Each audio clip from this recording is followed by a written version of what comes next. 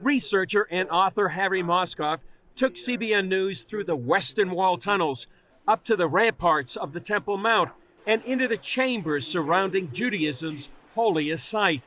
His book, The Ark Report, chronicles his two-decade quest to find the legendary icon. So here we are approaching the three arches. He says one theory is that it was taken out of the temple and carried to Jericho 18 miles away. It says in Jeremiah that some of the vessels of the temple were exited, sort of escaped, as it were, through this area at the destruction of the first temple. But Moskoff took us to the spot where he believes the Ark lies. This particular section of the Western Wall is really fascinating, actually, because this stone is 570 tons.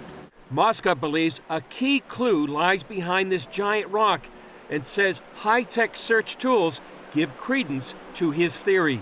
2 years ago, there were tests done by the University of Nebraska, sonar tests, etc., using electromagnetic waves. They actually found what's called a storage space across from here. So actually, there was a purpose for putting this giant stone, this massive slab here. One of the reasons, in my opinion, is to protect whatever it is on the other side. And according to my theory of the Ark actually was buried by King Josiah, I think it was 568 BC, in back of these boulders, these massive stones.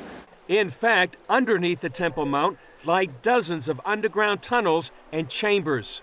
Back then, 150 years ago, Charles Warren went in, actually did a survey.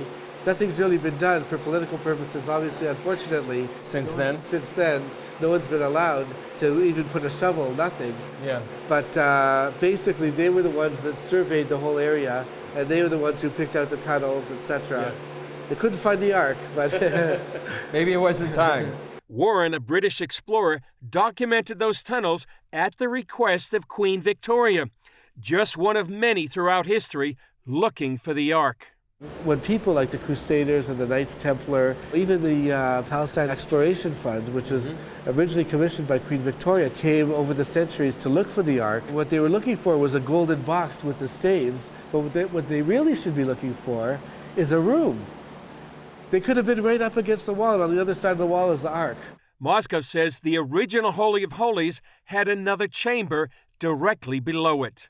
Actually, in the blueprint itself of the first temple, a chamber should be built exactly the same, Holy of Holies, exactly the same level of holiness as the one right above it. It was set up right from the beginning to house the Ark, with a golden floor and everything. That's how Solomon built it, constructed, so the Ark itself could go down. Right, it could go down.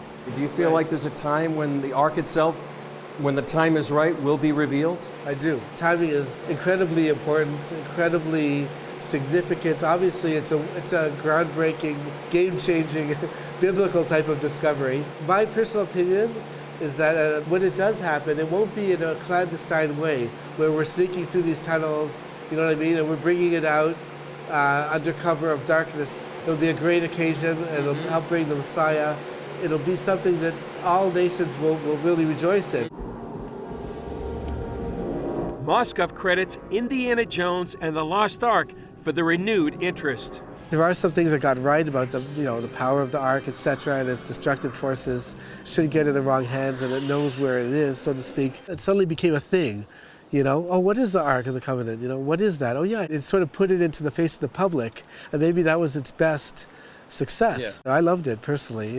It's Hollywood. What do you think is the main takeaway people need to know about the Ark of the Covenant? It's a real thing, just like it did 2,700 years ago. It still exists today.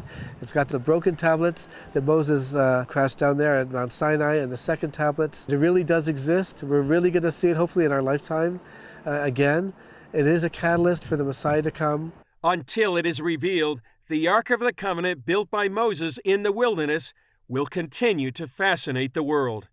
Chris Mitchell, CBN News, the Western Wall Tunnels, Jerusalem.